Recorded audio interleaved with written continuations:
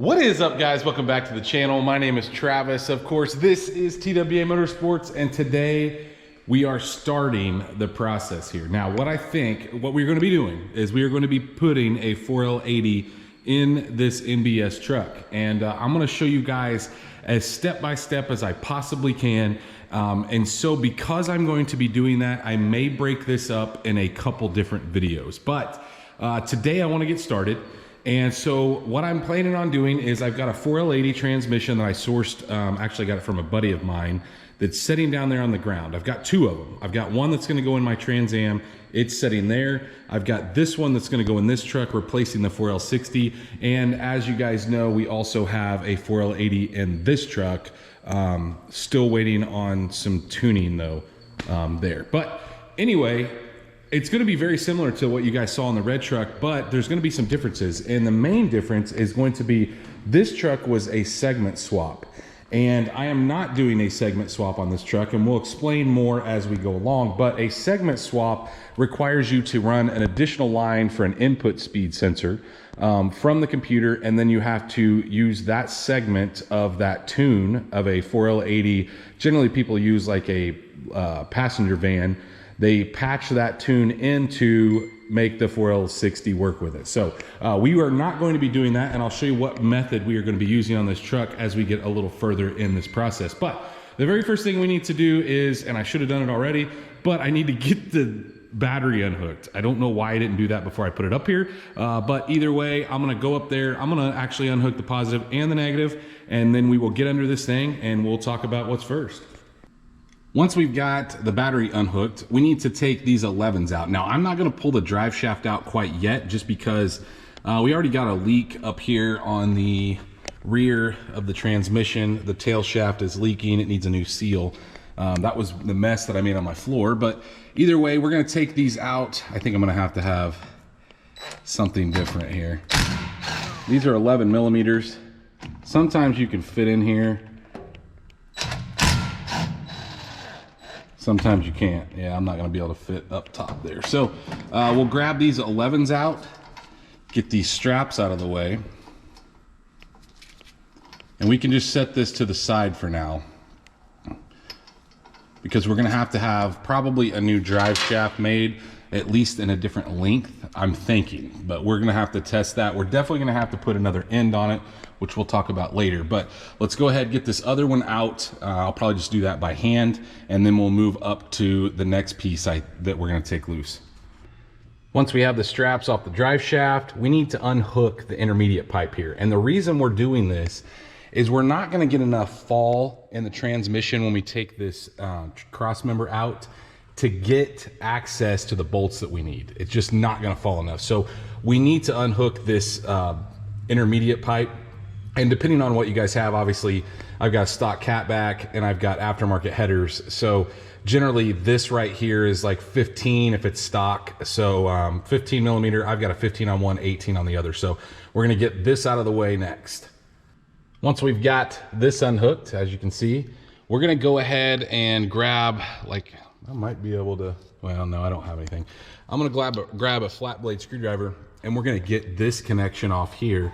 This is for the rear O2, which obviously we're not using because we don't have any catalytic converters, but either way, we need to pop these open and get this off of this cross member, and we need to make sure that there's nothing else touching, and there's not, so that's good.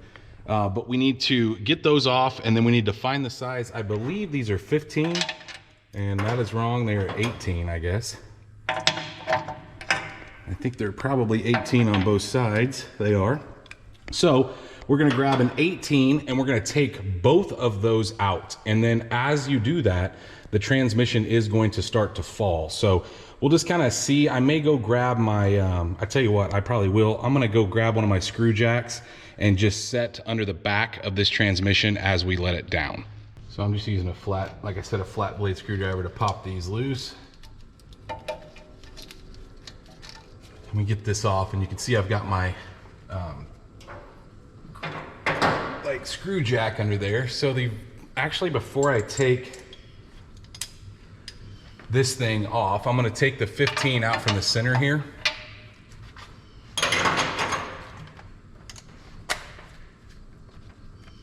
There's a nut in the middle that holds the trans to the mount to the actual cross member. So now that we've got that out, we can go grab our 18s and whip out this and the other side. Now let's get our 18s out.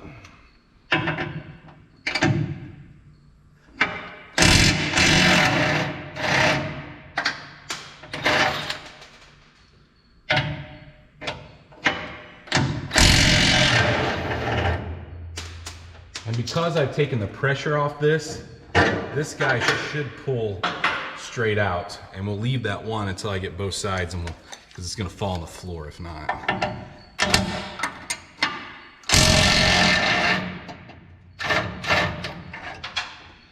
Of course,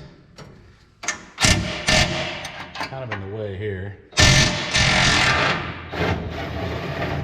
Got it. So let's pull our bolts out. We should have our cross member loose.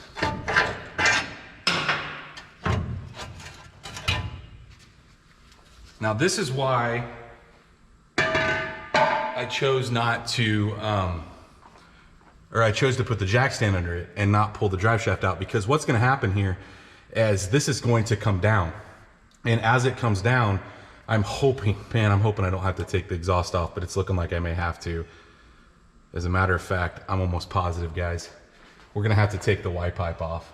I don't think there's any way around it, because what's gonna happen is it's all gonna come down with the motor, and it's gonna set and catch right here on this. Let's see if I can swing you over here. This right here. I just don't think we're gonna have enough room. I'll tell you what we can do. We can start to let it down and just kind of see where it goes. Yeah, it's definitely, see it? Well, no, it's not. Yeah. It's gonna be, yeah. Dadgummit. I didn't want to take that off, guys. Well, I guess that's our next step. We're gonna take the Y pipe off. I believe on these are 16, I believe. I know they're not 15. I believe they're 16 millimeter. And we'll just pop all these clamps loose. It's not a huge ordeal. Honestly, it's probably gonna give us a little more room to work the new trans up in there anyway. We're gonna have to have it. Actually, you know what? We're gonna have to have it out of the way, because we're gonna have to get past this point, and that's gonna be in the way to pull the trans out. So I'm gonna crank this thing back up, and we'll get those clamps loose. I won't show you guys that, because if you're not working on a truck that has these exact same headers, it won't be the same. But there's only 3 clamps. We'll pull this Y pipe out of the way, and then we can continue. You can see we got the exhaust out of the way now, and what a pain, guys. I ended up having to cut it, and I didn't show you guys that, like I said, because depending on what exhaust you have, if you got, these were some cheapies because I couldn't get speed engineering like I just put on my red truck when I put this together. And the Y pipe doesn't have any slits cut in it, so it can like move around, and it was seized. So I cut it, and we'll just have to replace it, to be honest with you. They're cheap, they're like $150. And but anyway, I don't even know that I'm gonna put that back on. But I've got my drain pan here, because the last time I made a huge mess when I took the trans out of the red truck. So what I'm gonna do is, at this point, I'm ready to pull the drive shaft out. So we're gonna come back here, and I'm just gonna use, sometimes you can pull it out by hand, sometimes you need a pry bar, and we'll pop this thing loose. And I don't want it to hit me in the face, so that's what we're gonna do. We're gonna use a pry bar to pull it forward, and then we're gonna pull this thing out of the back of the transmission, and then that's where the mess is gonna be, because all that fluid is going to come out. So make sure you have something under there to catch it. If not, something like this, put some towels under it. So wouldn't you know it, we get it loose, I mean, maybe 2 drops came out. Anyway, we've got no support on it whatsoever, but we're gonna go around. We need to unplug your rear, this is the speed sensor on that side. Then we need to go up here, and we need to unplug your O2 sensor. And you probably don't have to, but I like to get it out of the way. Just take your little protective plug off that, unplug it. Hard to do with one hand, guys. This guy here, it's got a safety on it, and sometimes, guys, these are a pain to get out because the factory glues them in. I may have to go get my heat gun. This one came out. I had these out before, so I was hoping, and I cleaned them off real good. I think that, yeah, I'm gonna have to heat that one up and pull it out.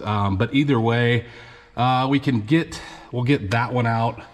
Like I said, I'm gonna go grab my heat gun and get this a little warm, and then it should slide out.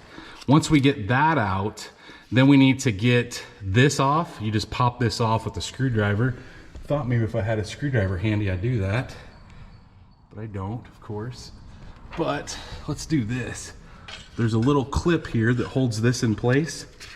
I'm gonna pull this out. See what I'm talking about? And then we should be able to, see if I can put my light somewhere here. Should be able to go ahead and pull this. There's two little clips on the side that pushes in. And then that's loose. But we need to get this guy. Sometimes a little screwdriver like this will do it. There we go.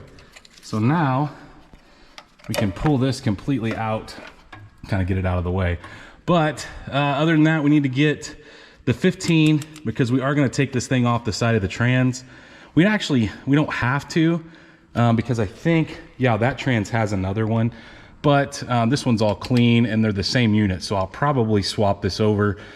But I tell you what, we'll just leave it for now and we'll unplug that when we get it down on the ground. But I need to heat this up and get this plug out. I was actually able to get it unplugged just by wiggling back and forth, holding the plugs with two hands, so I didn't even have to heat it. But we've got all the connections unplugged. That's it, there's not a whole lot. So now we're gonna move over to the starter, and the very first thing I want to do is we're gonna take a pick or a screwdriver, and we need to unplug, really you need a pick, but this is the oil level sensor. And I just like to have it back because it gives you more room to mess with the starter. Now the starter itself has two 13mm bolts. Hopefully you guys can see there, one here and here. So I'm gonna whip those out, hopefully. See if I can do this. I'm trying to show you guys as much as possible because I know I kind of cheated you on some of the other videos, not being able to get up in here and show you, but let me set this down, get the 13 on, and we'll take that out. All right, we got one on 13.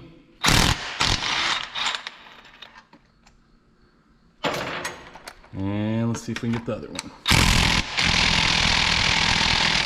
Ooh, that one is snug.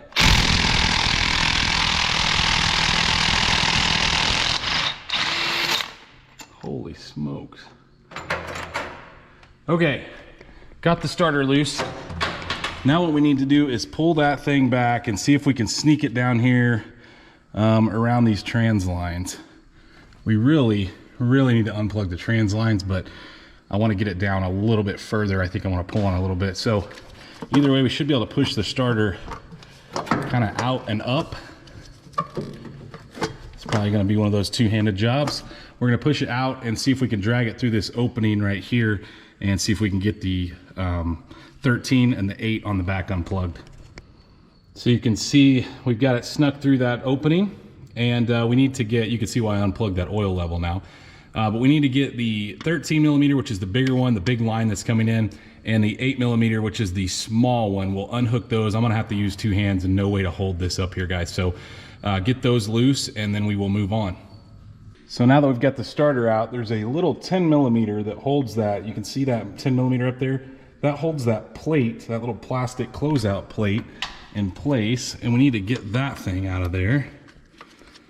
You can really just do it by feel. You don't have to be over there to see it. And it's really not very tight. In fact, I barely even loosened it. And we're already coming out here.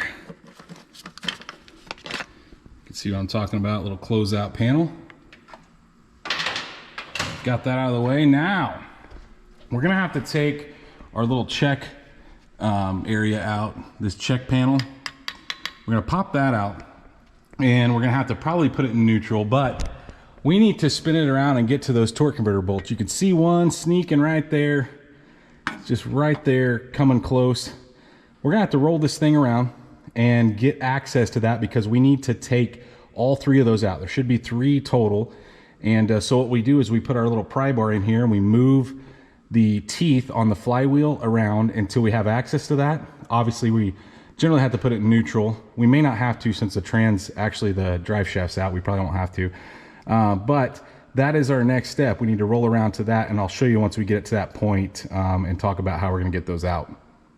So if you have help, it's nice. You can have somebody put something on the flywheel, but what I'm doing, or on the crank up front, what I'm doing is I'm just putting this in here and then rolling it around a little bit at a time. So grabbing a little tooth, just be careful not to nick them up.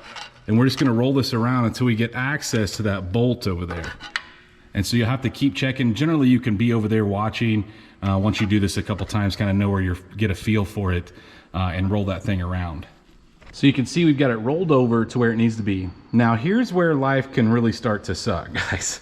If you have the factory pieces, some of the older ones did not have a hex head on the outside. These are 15 on the outside, but I believe the center is like an 8. And a lot of times you will strip them because you don't have a ton of room. I think I can get on this with the 15. What generally I do, if there's a bunch of stuff, you know, kind of keeping us from getting to that bolt square, I run an extension all the way up, like up here in the front. But I think on the red truck, I was able to sneak in there and do that. Now, remember the red truck doesn't have a closeout panel on that 4L80. And so, you know, you have a little more room to work with because of that. But this is the toughest part, guys. We need to take that 15 out, and generally the factory Loctites them in. So that makes things a little tougher as well. So if you have access to like maybe a little torch, it wouldn't hurt to get these warm. Now look, I've had these out recently. Obviously I just put this motor and trans in here. So I don't think I'm gonna have an issue, or at least I'm hoping I'm not. But if you haven't had those out, it wouldn't be a bad idea to heat them up, at least around them, and that will help loosen that up, and then you can zip them out. And we should have 3 of them. So I'm just gonna show you guys what I've got here, and then hopefully no issues, and then we'll move on to the next step after we get the 3, because once we get this one, we'll roll it around, get the next one, roll it around, get the last one, and then the torque converter will be free. We now have all 3 of those out. Took a little time, but all of them came out actually pretty easy. Like I said, though, I've had them out. The next thing I'm gonna do is we're gonna take these 2 10mm out that hold this like heat shield in the way. And the main reason, guys, is I get cut up enough when I'm working on these that I don't want any more cuts than I'm already getting. So can you reach around this and grab the trans lines out? Probably, but I'm not going to. So just 2 10s, get this heat shield out of the way, and we should have a little more access to our transmission lines going into the side. So now that our heat shield's off, you can see we have a little more access. So a couple things I'm gonna be doing is we're gonna go ahead and unplug the main harness here. So if you pinch on the front and back and just kind of draw it up, we got that out of the way. And then we need to get the trans lines loose. So you can see they have these little black keepers that kind of go up against the line. And so, I don't know if I can do this with holding the camera. Oh, there's one. And so then I take a pick, like this guy right here, and there's a little clip that goes in here. We're gonna flip out. And once we do that, then the line will pull out. Now, in my opinion, guys, if you don't want a huge mess, grab some vacuum caps like this and shove on that line right after you pull it out. That'll keep you from getting trans fluid all over your head and everywhere else as you're taking this apart. So I'm gonna go ahead and do that, get those clips out. It'll take a little bit of work to get the clips out, but I think we have pretty good access here. I just don't have any good way to mount the camera so you guys can see that, but I'll show you what the clips look like once we get them out. So you can see I have the lines out now and I have the caps on them. This is what that looks like. So just this little clip right here.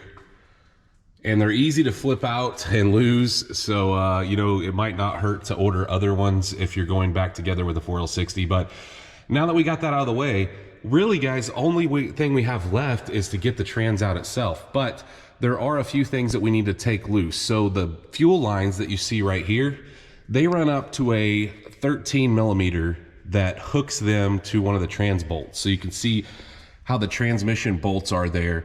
They have a stud on them. And the reason they do that is so you can fit other things on there. So we have to reach up there, and you're gonna have to use a 13 and a swivel to get that one.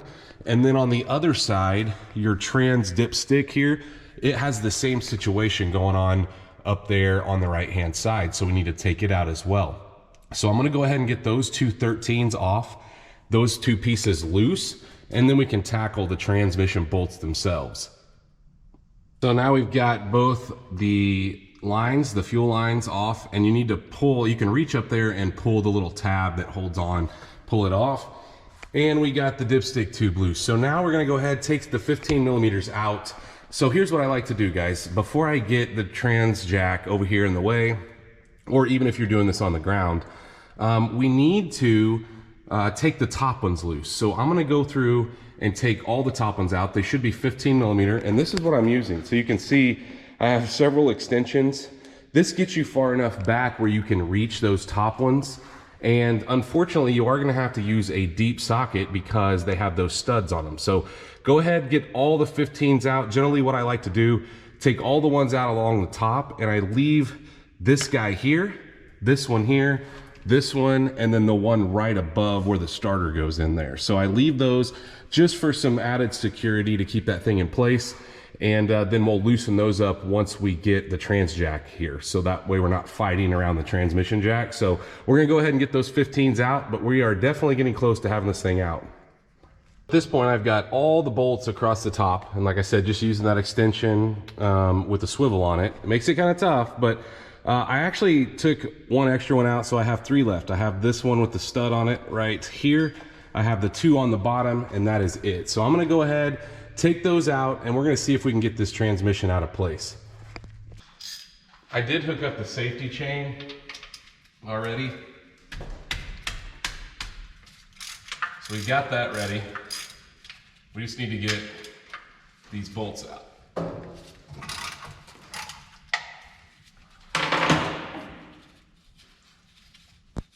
And then I'm hoping we can get it out of here. We want to make sure that the dipstick tube isn't dragging. We're trying to come with it. I think that's about it.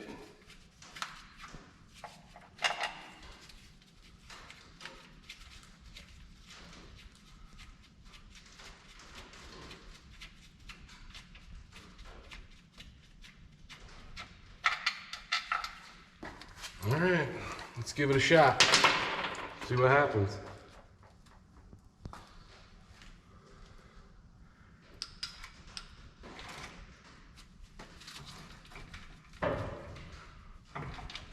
Holy cow.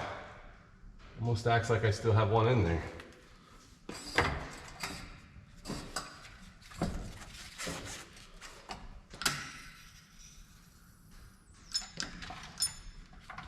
Yeah, see, it's not wanting to come off there. May have to kind of move it from side to side.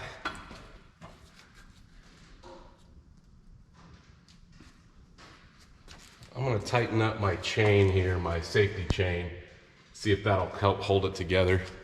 Well, I got all the chain tightened up as much as I could, but we're still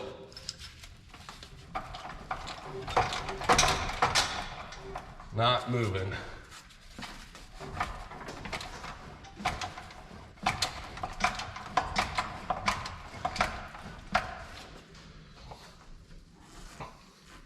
Doesn't even act like it's started. Level this up a little.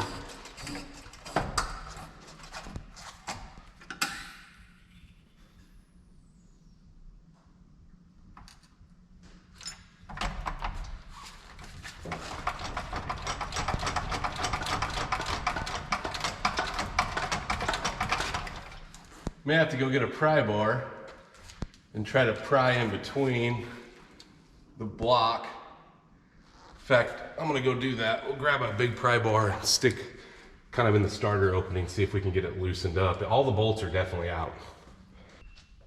We'll try to pry up here and see.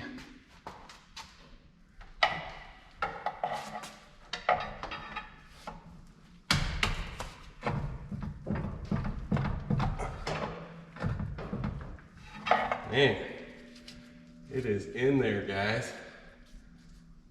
I'm not touching anything.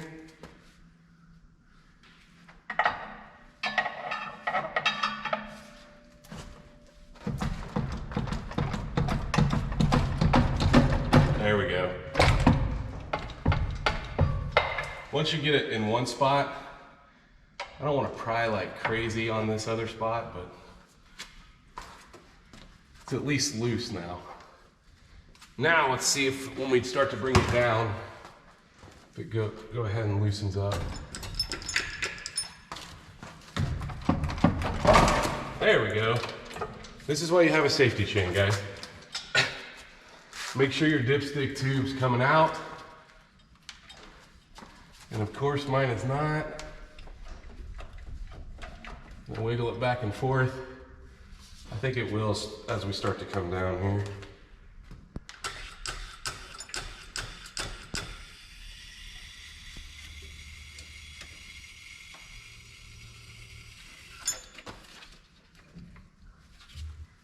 Ooh, that dipstick is in there.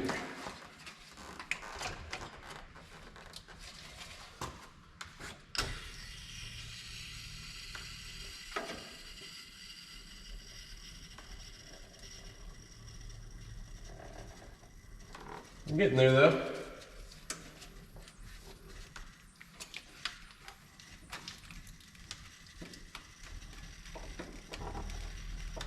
Dipstick tube's finally starting to come.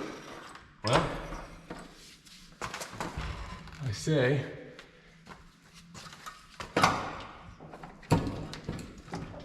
it's sticking.